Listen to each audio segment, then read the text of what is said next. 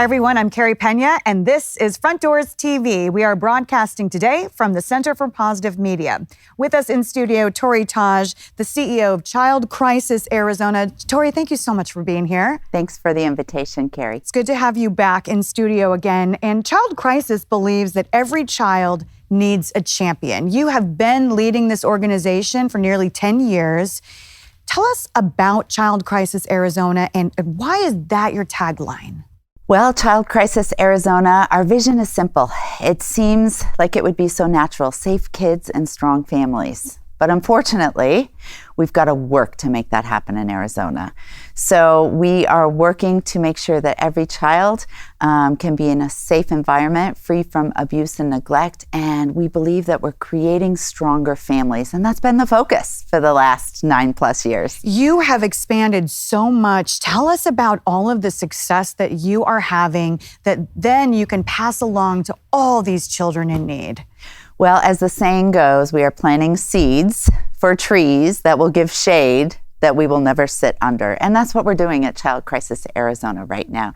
We are trying to prevent and stop the cycle of generational violence, the generational poverty that so many children are brought into this world with. And so we are continuing to grow our services because the need is there. And we need to adapt and to continue to support the children and teens and the families and meet them where they're at. Tell us about your beautiful facility that you worked so hard to be able to open. So we have a new center for child and family wellness at Child Crisis Arizona, and we're really excited to welcome in new partners to join us at Child Crisis Arizona to serve children and families. And that could be Big Brothers, Big Sisters, Ballet Arizona, 1 in 10. There are so many wonderful nonprofits doing services for children and families. And we wanted a center where it would be big enough where everybody can do the services right there in the East Valley. You have always been a collaborative leader, and that's really been successful for you. You're not trying to operate over here in a silo. You bring other nonprofits alongside you. And I also think it's really interesting how you operate with an abundance mindset. What does that mean for you? For me, the idea of operating from an abundance mindset would be that there's enough. And we should always reach for the stars. And we shouldn't accept that that's not possible. And that, I just don't think we can find the dollars to do that or the contracts to do that. And so operating from abundance for me is making sure that we are giving all the children and families that need our support in Arizona the services that we can provide. And that means thinking outside of the box. It means no more status quo. It's always looking for something that we can add to our array of services to do a better job.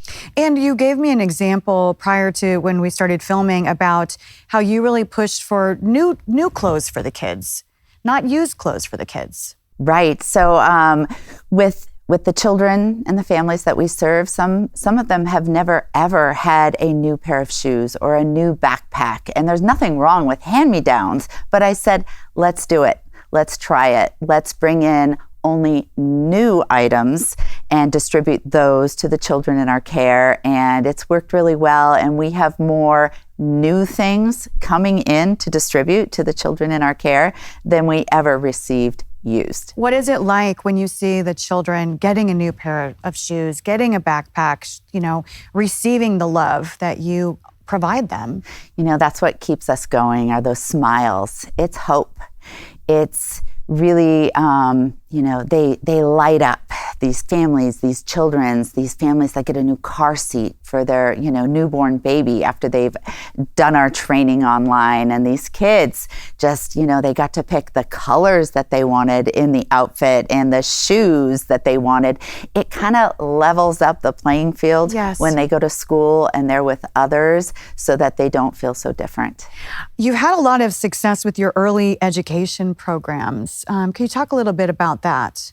Our early education program serves children that are up to 200% below the poverty level. And you have received some really exciting accreditation for that program.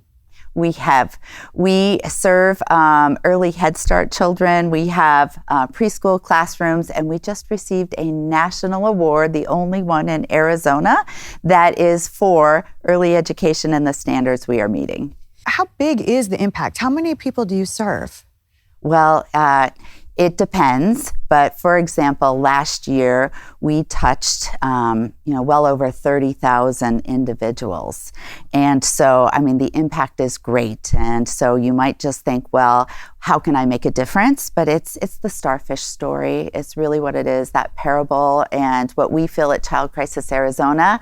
We can't be there for everybody, but that one starfish that we're throwing back into the ocean that washed on the beach, we're truly impacting that starfish, that child, that family, and then from there the ripple effect happens. I love that. And we're going to give folks a little more information about how they can help if they feel so in their heart that they want to do that. But can you just touch on the Whispering Ranch and the opportunity that you have there? Because I love this. Oh, thank you. So one of our newest programs that we've welcomed under our umbrella at Child Crisis Arizona is Whispering Hope Ranch. Yes. We do have horses. Yeah. But Whispering Hope Ranch is a place where children can go during the summer, during fall, during other breaks, and they can experience nature. And it's in the cool pines up in Payson, Arizona, and it's mostly children from Maricopa County that get to go up there and experience camp, and they get to work with horses, with bunnies, with goats, with chickens, and just be in nature. And just to be there in this beautiful 45-acre ranch is incredible. And then we have caring staff that help other nonprofits and other children create the camp experience that they need. Bringing peace and just a little bit of feeling of just, let me be a kid. These kids have gone through a lot of stress and a lot of trauma.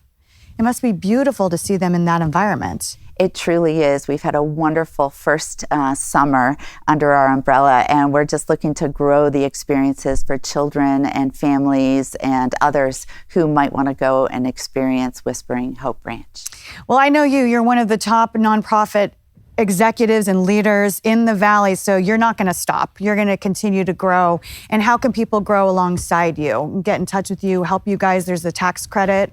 Absolutely. So there are many ways. Individuals can look on our website, childcrisisaz.org, but the tax credit is the best thing anybody can do to help a child in foster care in Arizona. So the foster care tax credit all year round, it's a win-win. Whatever you give, you get back. Yeah. And so the foster care tax credit, we would love for everybody to remember us. Torrie, thank you so much. Congratulations.